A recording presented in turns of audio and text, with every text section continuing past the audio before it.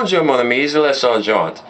It has recently come to my attention that people that are under the impression that Marvel, pretty much the Marvel games I'm talking about here, the crossover games, Marvel vs. Capcom, in particularly Ultimate Marvel vs. Capcom 3, is that the scene of it is dead. Yeah, I didn't know that a game that I have and can play anytime I want is officially dead. What really marks the death of communities deciding to play a game, no matter how old or popular it is? Really, it's just the people that come to that summation, that come to that conclusion on their own. But one would have to ask, what possessed y'all to play Marvel 2, a game far more fucking inferior by comparison, not by much, but still, for over 10 years? Well, let's go back in time a little bit, shall we? This game came out in the early 2000s, and around that time, the fighting game scene, as far as video games concerned, was pretty much dead. As far as 2D games was concerned, Capcom sure did make games, but it wasn't really, fighting games in particular. This was around the time of the rise in popularity of 3D fighters, Soul Calibur, Tekken, Dead or Alive, etc., to name a few right off the top of the hand. It wasn't until about 2008 or 2007 that Street Fighter 4 was announced and released, and this resurged the Renaissance. So that means that whoever didn't like or did like what their old favorite game was before these new games have come into the mainstream aspect of things and made things the way they are today, had a choice to play these games. And I think that the main reason why people are saying that Marvel's dead today is because the standard of what is expected of multiplayer games, fighting games especially, is the fact that they are pretty much used to getting the full-on package. Today's gamers are spoiled, and I neglected to say that in the past several videos whenever I would rant about the game industry and gaming as a whole, as far as the social standpoint or viewpoint, the stereotype is concerned. But it's true. Gamers today are fucking spoiled. They don't know what it's like to play a game without really having online multiplayer. It's pretty much a standard for fighting games to have multiplayers nowadays. I mean, shooters may have pioneered it and kind of started it to be the case, but now it's pretty much commonplace. People would freak out and lose their minds if a fighting game they liked came out today with no online multiplayer, unless, there was some way to get it on GGPO or something of the sort. But I think it's because, like I said before, that people are just getting tired of the game, and then the director of it pretty much has stated that he's closing the curtain on it. It means we're not going to get any more updates. We're probably not going to get a sequel anytime soon for a long period of time, since they've lost their licensing with Marvel, and their Capcom is already in financial turmoil, needless to say. So does that mean that it dies? No, I don't think that the purpose, I don't think the reason of why something dies is solely because, the original creator refuses to update it. Because look at the Smash Bros. Community. People can say what they want and make fun of them constantly. And yes, the creators already stated that Smash Bros. Is not a fighting game.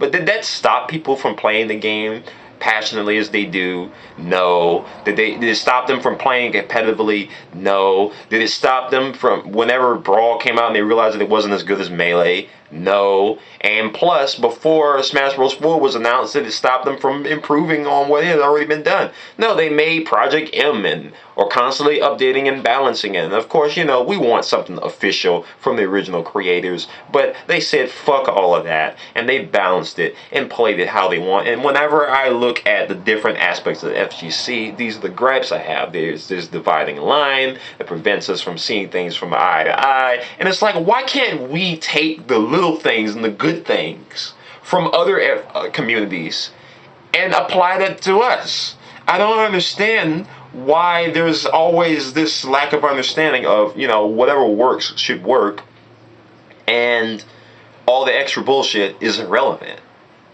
I've constantly asked myself that question. I haven't played Marvel in a long period of time, but I can always play it anytime I want. I mean, lately I've been playing Killer Instinct, and yeah, I've stated, the Killer Instinct community pretty much has stated their distaste of me not saying anything nice about it. But like Marvel 2, a game that I can't fucking stand, I gave Killer Instinct another fucking chance. I've had an Xbox One for a long period of time. I've stated this before. This is not new news. You're late to the party if you're just now finding out. But at least with Killer Instinct, they are trying to improve on what has already been done successfully. They're not just adding characters, they're actually improving the system mechanics, which, you know, is not what Marvel did, is not what Street Fighter 4 did. At least after Super, it was pretty much just, well, let's add more characters on top of characters and balance patches and updates. It wasn't real improvements. It was working in the limited circle of source material, or rather, should I say, on their budget. Basically however much times they can cut and paste, because I mean, look at, you know, Ultra. It's pretty much, you know, 4 characters from Cross Tekken and then some other character that consists of other character elements spliced together, whether it be sound effects or animations or attributes of those moves. It's nothing new, like fresh, other than what, because otherwise the patch update for it wouldn't have been as big. Or rather, should I say, it wouldn't have been as small as it was overall.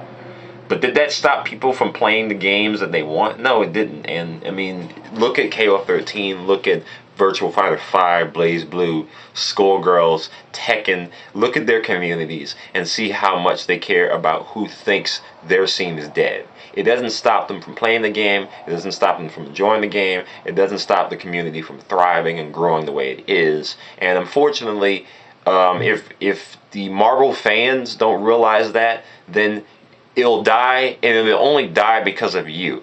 I mean, you can gripe and complain about how Capcom's not going to make another game for a while, but see, this is the thing. You're only going to find value in what you like by liking it for what it is, as opposed to what you found it to be the case. And that's why I don't like Call of Duty games, because it's pretty much the same thing over and over again, and aside from multiplayer, there's not much substance to it. I'm waiting for the Call of Duty game that comes out where it's online multiplayer only and no campaign, and see how much of a difference that'll make to them.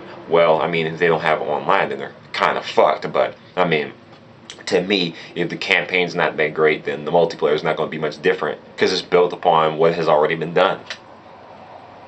You know, but hey, you have a choice, and I haven't really been playing Marvel lately at all, because the game is definitely with its fucking problems. Marvel 2, I've given that game over 10 years of a chance, and Killer Instinct, while I'm enjoying it, it's not without its problems, but they're fixing the problems that I had with it before.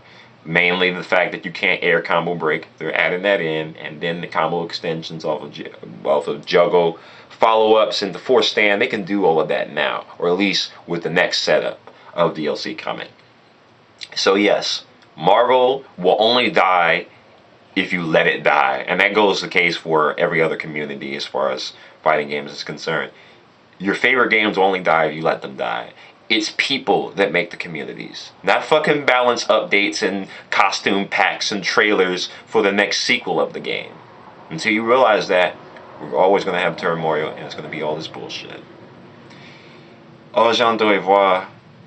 Merci, mon amis. Too much of my delight.